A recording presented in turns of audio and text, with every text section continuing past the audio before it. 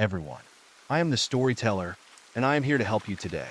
I know you use this video to fall asleep, so before that, like the video and subscribe to the channel. Also, where are you from, and what time are you watching now? Get comfortable and relax.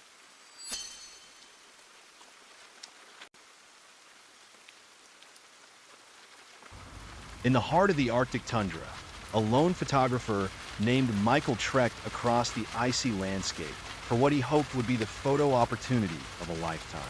Guided by tales he'd stumbled upon from an aged, near-forgotten diary, he sought what he believed to be a legendary village.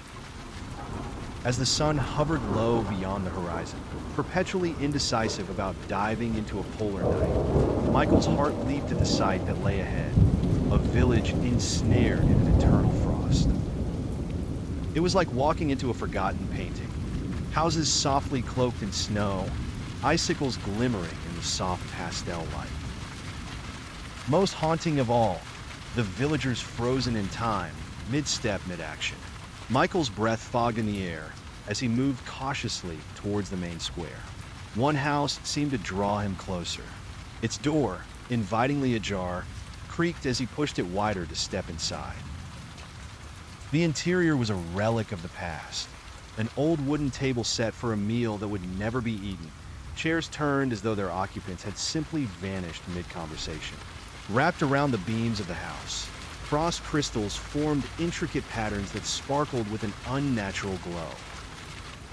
Above the fireplace, a portrait of a woman with eyes full of laughter seemed out of place against the silent, frozen backdrop. The eyes, so lifelike, appeared to follow him as he moved cautiously through the room. He couldn't shake the sensation that more eyes were watching him.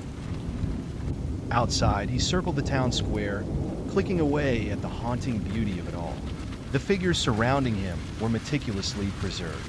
A baker, frozen in the act of tossing a loaf of bread. A child, hands eternally reaching for a lost kite. And a weaver, wearing a perpetual look of surprise. With each flash of his camera, Michael felt an icy prickle up his spine, as though the village itself was awakening from its long slumber. Back at the supposed origin of the village in the square's heart lay a deep well, its bucket frozen partway down. A plaque, partially obscured by frost, hinted at something sinister, though time had eroded many of the words. Michael brushed away the ice, reading aloud, "Beneath these stones, they lie in wait, until awakened by Tich." It stopped abruptly, leaving a knot of unease in his stomach.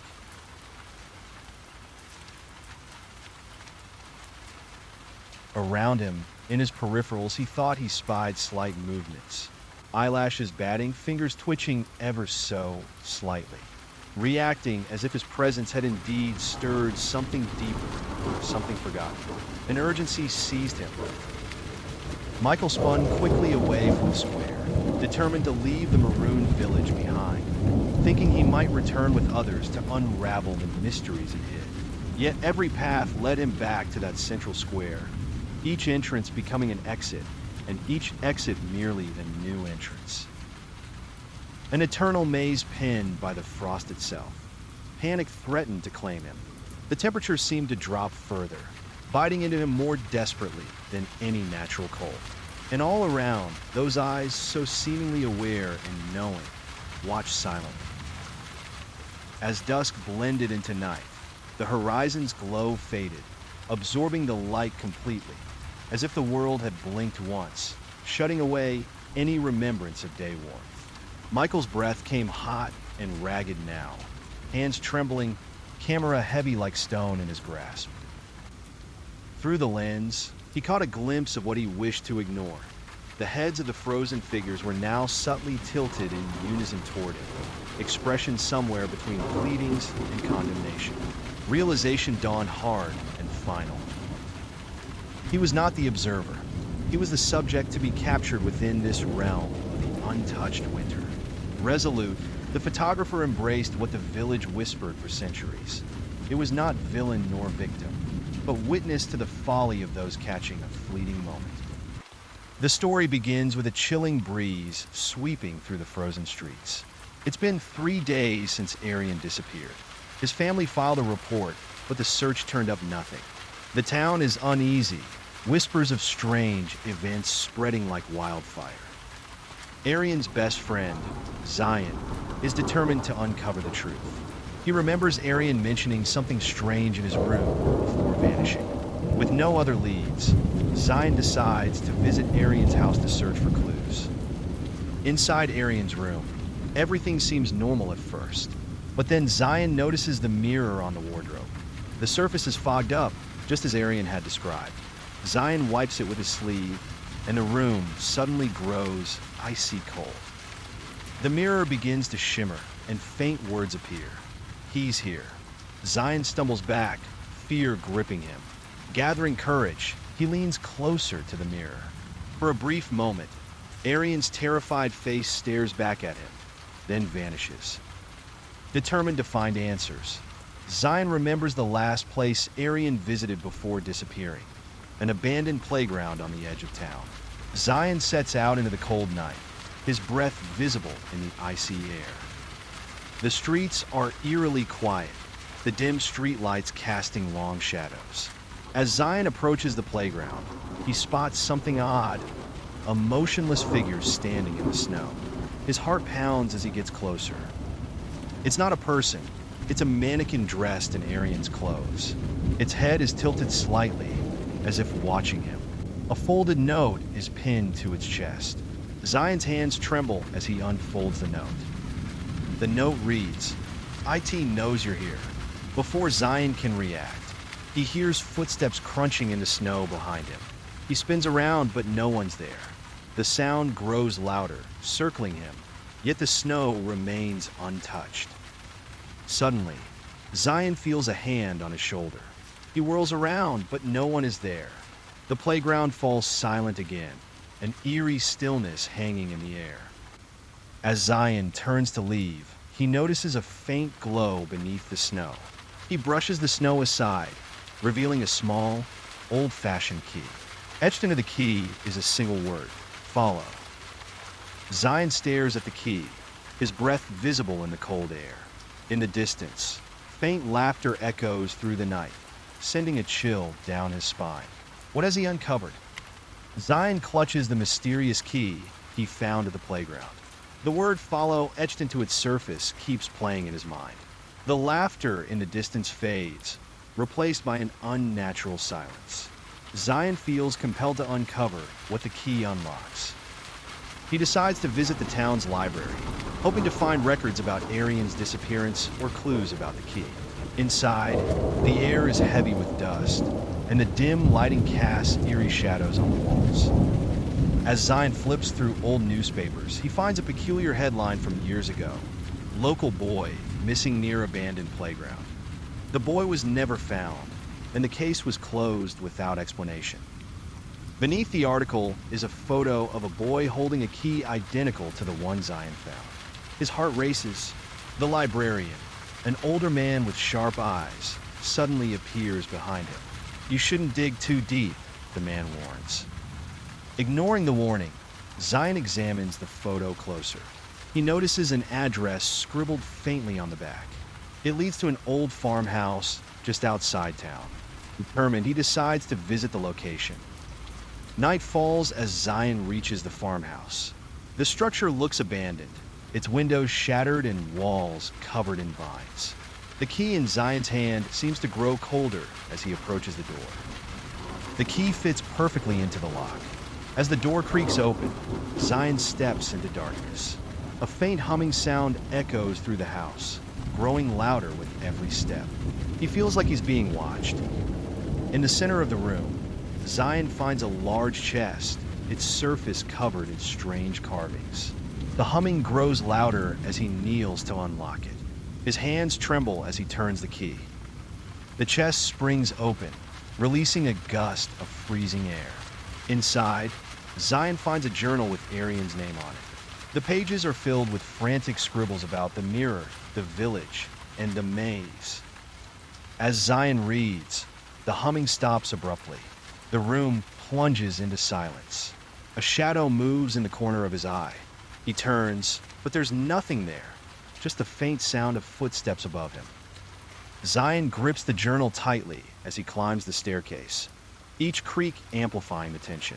At the top, he finds a door slightly ajar. He pushes it open, revealing a mirror identical to Arian's. The mirror's surface ripples like water. Zion sees Arian's reflection inside, screaming silently. Suddenly, a hand reaches out from the mirror, pulling Zion closer. The screen fades to black as Zion's scream echoes. The episode begins with Zion waking up in a place that looks familiar but feels off. It's Arian's room, but everything is distorted, colors are muted, and the walls seem to breathe. The mirror looms large, its surface rippling like a portal. Zion tries to speak, but his voice echoes strangely, as if the room itself is mocking him. He steps closer to the mirror and sees his own reflection, but it's not copying his movements. Instead, it stares at him, grinning wickedly. Suddenly, the reflection points to the door. Zion hesitates, but a faint whisper fills the room. Run. The sound grows louder, overlapping voices urging him to move. The door bursts open on its own, revealing a dark hallway. The hallway seems endless, with doors on either side. Each door creaks slightly, as if inviting him in. Zion chooses one at random and steps inside, finding himself in a snowy field, the playground where he found the key. But this isn't the same playground. The snow is crimson, and mannequins stand in rows, all facing Zion. One mannequin moves slightly, its head tilting toward him. A cold voice whispers, "They were warned." Zion stumbles back, heart pounding. He turns to leave, but the doorway he entered has vanished. The mannequins begin to shuffle forward, their movements jerky and unnatural. Zion runs, his breath visible in the icy air. He reaches the center of the playground, where a single swing sways despite the still air. On the swing sits a small boy holding the same keys Zion found earlier. The boy looks up, his eyes hollow and dark. "You shouldn't be here," the boy says, his voice echoing unnaturally. He hands Zion the key and points to the sky. Zion looks up to see a massive mirror hanging in the air, reflecting the playground below. Suddenly, Zion is lifted off the ground, pulled toward the mirror as if by an invisible force. He struggles, but the pull is too strong. The moment he touches the mirror's surface, he's sucked through it. Zion finds himself in a twisted version of the farmhouse. The furniture is floating, and the walls drip with a dark, tar-like substance. The journal he found earlier lies on a table, glowing faintly. He opens the journal, and the pages write themselves in real time. They warn him. The maze isn't endless, but the price to leave is. Zion realizes he's trapped in the same cycle as Arian and others before him. As Zion reads, a figure steps out of the shadows. It's Arian, but his face is pale, his eyes lifeless. "You came for me," Arian says, his voice hollow. "But now you're one of us." The episode ends with Zion's reflection staring back at him, smiling wickedly. Zion awakens in an endless corridor of twisting paths and flickering lights.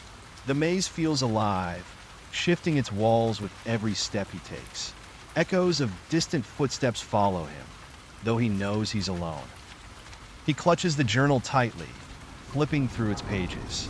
The words now appear in his handwriting. Every choice costs.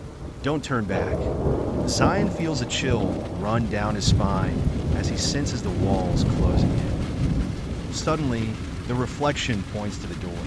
Zion hesitates, but a faint whisper fills the room. "Run." The sound grows louder, overlapping voices urging him to move. The door bursts open on its own, revealing a dark hallway. The hallway seems endless, with doors on either side. Each door creaks slightly, as if inviting him in. Zion chooses one at random and steps inside, finding himself in a snowy field, the playground where he found the key. But this isn't the same playground. The snow is crimson, and mannequins stand in rows, all facing Zion. One mannequin moves slightly, its head tilting toward him. A cold voice whispers, "They were warned." Zion stumbles back, heart pounding. He turns to leave, but the doorway he entered has vanished. The mannequins begin to shuffle forward, their movements jerky and unnatural. Zion runs, his breath visible in the icy air. He reaches the center of the playground, where a single swing sways despite the still air. On the swing sits a small boy holding the same keys Zion found earlier. The boy looks up, his eyes hollow and dark. He lands in a room filled with mirrors, each reflecting not himself, but moments from his life. In one, he sees Arian screaming for help. In another, he sees himself crying as a child. The mirrors seem to mock his every emotion. Zion breaks a mirror in frustration, but the shards form into a figure, a shadowy entity with glowing eyes. It whispers, "You can't break what you've already become." The entity vanishes, leaving Zion shaken. The lamp dims as Zion realizes the maze is feeding off his fear and doubts. He remembers the journal's earlier warning, "Courage dims the shadows." Summoning his strength, he walks forward, determined to confront whatever lies ahead. At the end of the corridor, he finds a massive door with a symbol matching the key's design. As he places the key in the lock, a deep voice echoes, "Are you ready to pay the price?" The episode ends with Zion hesitating as the door creaks open. Zion steps through the massive door, finding himself in a vast, eerie hall. The walls shimmer with faint reflections of people, trapped, reaching out silently. The air feels heavy, as if time itself is frozen.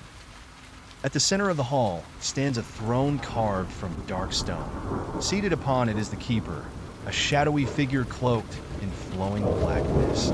Its glowing eyes pierce through Zion's soul as it speaks. "You have come far," the keeper says in a deep, resonating voice.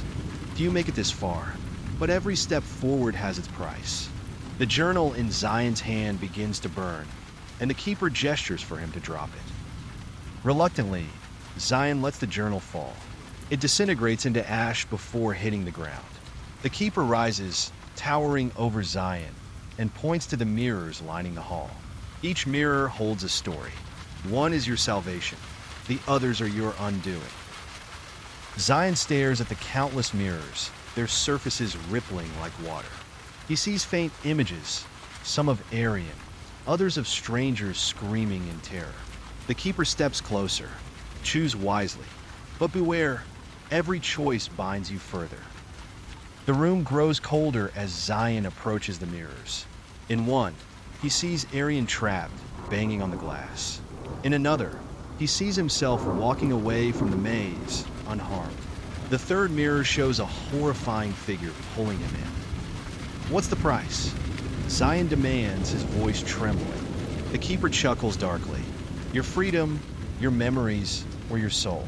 Choose, or I will choose for you." The words hang in the air, suffocating Zion. Zion closes his eyes, trying to focus. He remembers Arian's voice and the promise he made to find him. He steps toward the mirror showing Arian, placing his hand on its surface. The mirror pulls him in violently. Zion finds himself back in the maze, but this time, Arian is there, chained to the walls. The chains pulse with a dark energy, connected to the keeper's throne in the distance. "Zion, you shouldn't have come," Arian whispers, his voice weak. "This place doesn't let anyone go.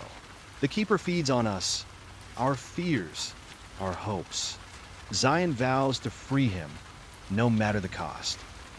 As Zion reaches for the chains, the keeper appears, its voice thundering. "You chose to save him, but who will save you? The price for freedom is not paid in kindness." Shadows begin to swirl, forming monstrous shapes around Zion.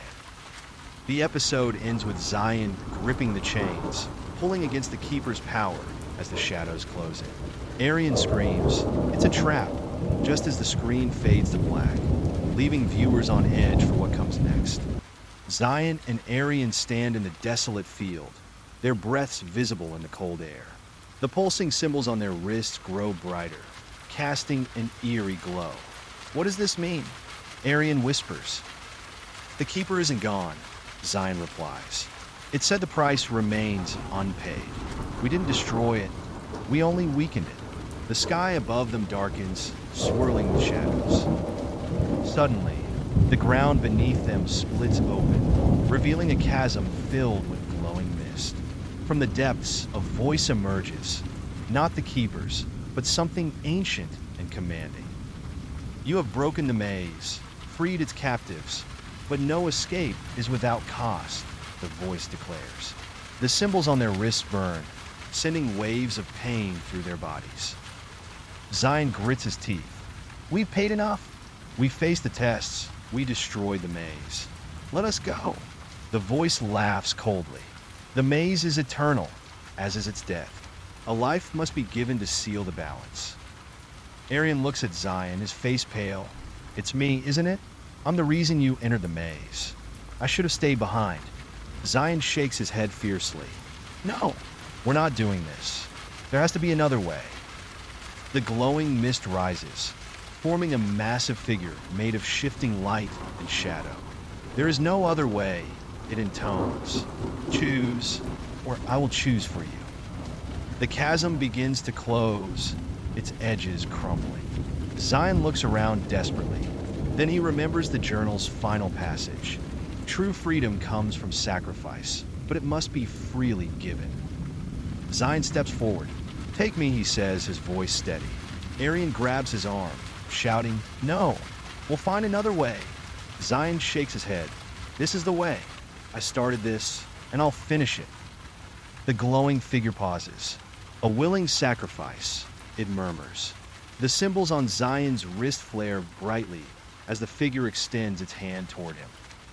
Just as Zion reaches out, Arian steps in front of him, shouting, if one of us has to go, it's me. The figure hesitates, as if confused.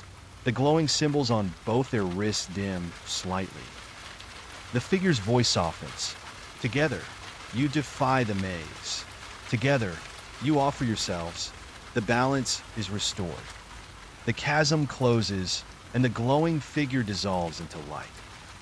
Zion and Arian collapse, exhausted. The symbols on their wrists fade completely.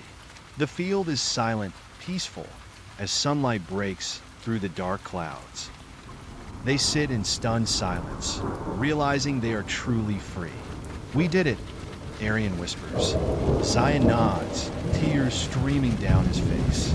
We're alive. The episode ends with Zion and Arian walking away from the field, the maze now a distant memory. But as they vanish into the horizon, a faint shadow lingers in the background, hinting that the story might not be entirely over. Zion holds the glowing key tightly, his palms sweating as he hesitates before the massive door. Arian looks at him, fear and hope mingling in his eyes. This is our only chance, Zion. We have to do it. Taking a deep breath, Zion inserts the key into the lock. The door shudders violently, sending tremors through the entire maze. A blinding light spills out, and a deafening roar echoes. As the door creaks open, Zion and Arian step into a surreal landscape, a vast void filled with floating islands and shimmering lights. In the center, a pulsating orb of darkness looms, emanating an overwhelming power. The Keeper's voice resounds through the void. You have reached the heart of the maze, but freedom is never given. It must be earned. The shadows swirl, forming a massive, monstrous version of the Keeper. The Keeper charges at them, forcing Zion and Arian to run. Zion notices the symbols from the staircase glowing faintly on the ground, forming a path. He shouts, "Follow the light." They leap from island to island, the Keeper's monstrous form closing in. Arian stumbles, nearly falling into the void. Zion grabs his hand just in time, pulling him back to safety. Reaching the orb, they find an ancient pedestal inscribed with glowing runes. The journal's words echo in Zion's mind. Every choice costs. He realizes the orb is the maze's power source, and its destruction might be the only way out. The Keeper blocks their path, roaring, "You dare defy me? This maze is eternal. You belong to me." Shadows erupt from the ground, binding Zion and Arian in place. Summoning all his strength, Zion remembers the journal's other warning. Courage dims the shadows. He shouts, "You don't control us. We choose our fate." The shadows weaken slightly. Zion breaks free and lunges for the orb. As his hands touch it, searing pain shoots through his body. Arian shouts, "Zion, don't!" But Zion grits his teeth, determined to end the nightmare. The orb begins to crack, its light intensifying. The keeper screams in rage, its form dissolving into wisps of shadow. The maze trembles, threatening to collapse. "Zion, we have to go." Arian pulls him away as the orb shatters completely. The void implodes, and everything fades to white. The episode ends with Zion and Arian falling through the blinding light, their fate unknown. Zion and Arian awaken to find themselves on the cold, stone floor of what looks like the maze, but it's no longer alive. The walls are crumbling, the glowing symbols fading into darkness. "Did we do it?" Arian asks, his voice trembling. Zion looks around, unsure. The silence is deafening, but the oppressive energy of the keeper is gone. As they stand, the ground beneath them begins to crack. A booming voice fills the air. Not the keeper, but something older. "You have disrupted the balance. The maze will collapse, but the price remains unpaid." Shadows emerge from the cracks, not as monsters, but as memories. Zion sees flashes of his life. Choices he regretted, moments he feared. Arian's memories join them, filling the room with a chaotic swirl of emotions. "It's testing us again," Zion says. "It wants us to lose ourselves in guilt and fear." Arian struggles, overcome by the images of his failures. Zion grabs him, shouting, "Focus! This isn't real." Together, they push through the swirling shadows, heading toward a faint light in the distance. The maze groans and shifts, its walls collapsing into a void. The light leads them to a massive mirror, cracked but still standing. Zion realizes this is the maze's core, a final test of their resolve. "We have to step through," he says. Arian hesitates. What if it's another trick? Zion looks at him, determination in his eyes. "We've come too far to stop now." They step toward the mirror, its surface rippling like water. As they pass through, they feel a heavy pull, as if the maze is trying to drag them back.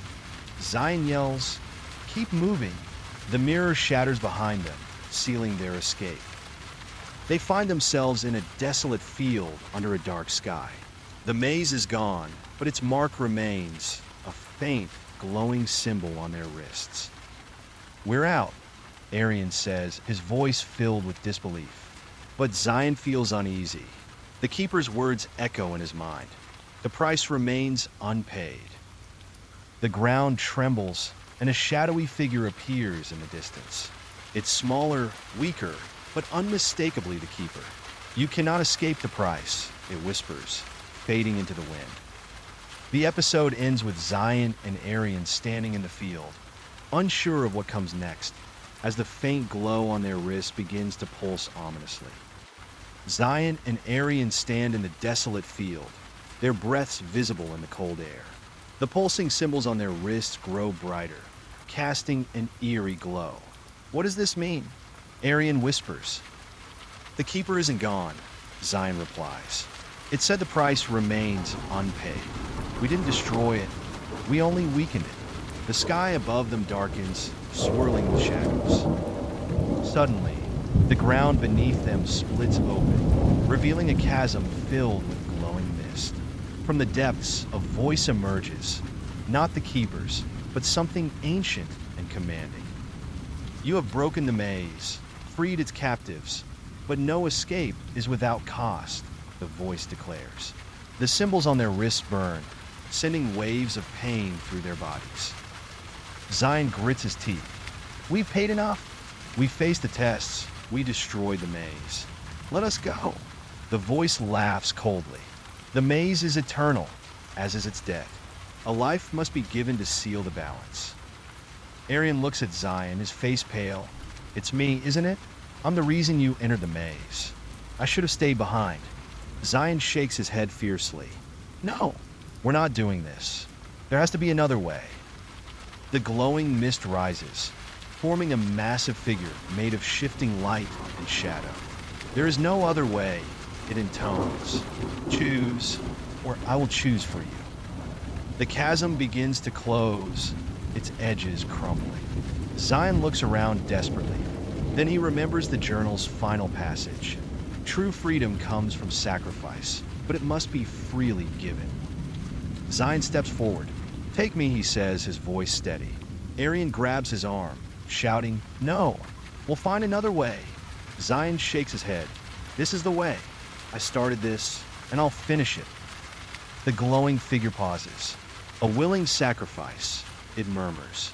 The symbols on Zion's wrist flare brightly as the figure extends its hand toward him. Just as Zion reaches out, Arian steps in front of him, shouting, If one of us has to go, it's me. The figure hesitates, as if confused. The glowing symbols on both their wrists dim slightly. The figure's voice softens. Together, you defy the maze. Together, you offer yourselves. The balance is restored. The chasm closes, and the glowing figure dissolves into light. Zion and Arian collapse, exhausted. The symbols on their wrists fade completely. The field is silent, peaceful, as sunlight breaks through the dark clouds. They sit in stunned silence, realizing they are truly free. We did it, Arian whispers. Zion nods, tears streaming down his face. We're alive. The episode ends with Zion and Arian walking away from the field, the maze now a distant memory. But as they vanish into the horizon, a faint shadow lingers in the background, hinting that the story might not be entirely over.